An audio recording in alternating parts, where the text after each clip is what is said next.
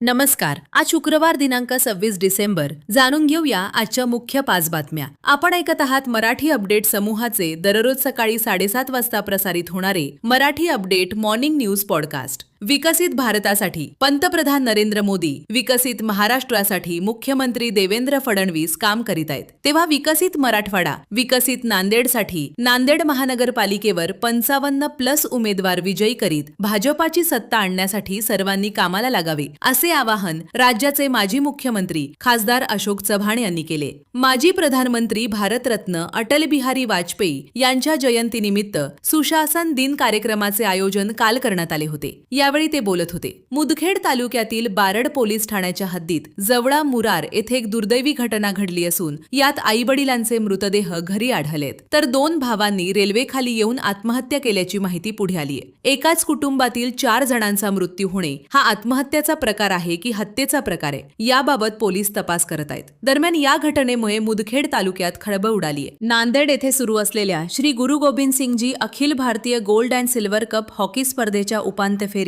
Punjab police, empty Mumbai, BSF Jalindar आणि orange city Nagpur संघांनी प्रवेश मिळवला आहे. आज शुक्रवारी दुपारी 1 वाजता पंजाब पोलीस विरुद्ध पोर्ट ट्रस्ट मुंबई यांच्यात पहिला सामना खेळला जाणार आहे, तर लगेच दुसरा सामना बॉर्डर सिक्युरिटी फोर्स जलिंदर आणि ऑरेंज सिटी नागपूर संघादरम्यान खेळला जाणार आहे. खासदार डॉक्टर अजित गोपछडे यांच्या पुढाकारातून हैदराबाद येथील इक्रिसॅट संस्था ही बिलोली तालुक्यातील शेती, माती, पीक पद्धती आणि वातावरणीय बदलाचे संशोधन करून शेतकऱ्यांना मार्गदर्शन करणार आहे. यामुळे शेतकऱ्यांना भरघोस उत्पन्न मिळून त्यांच्या समृद्धीचा पाया भक्कम होईल अशी माहिती खासदार डॉक्टर अजित गोपछडे यांनी दिली आहे. प्रेमसंबंधातून मैत्रिणीसोबत पलायन केलेल्या भोकर येथील एका तरुणाची पुण्यात हत्या करण्यात आली. या हत्येनंतर फरार झालेल्या दोन्ही आरोपींना नांदेड ग्रामीण पोलिसांनी पकडले. नांदेड लातूर रोडवरील सोनखेड पासून 3 किलोमीटर अंतरावर काल सायंकाळी 7 वाजेदरम्यान नांदेडहून लोह्याकडे भरधाव वेगात जाणारी कार वंदना पेट्रोल पंपाजवळ ताबा सुटलेने डिव्हायडरवर आपटली आणि गाडीनं पेट घेतल्यानं भीषण आग लागल्याची घटना घडली.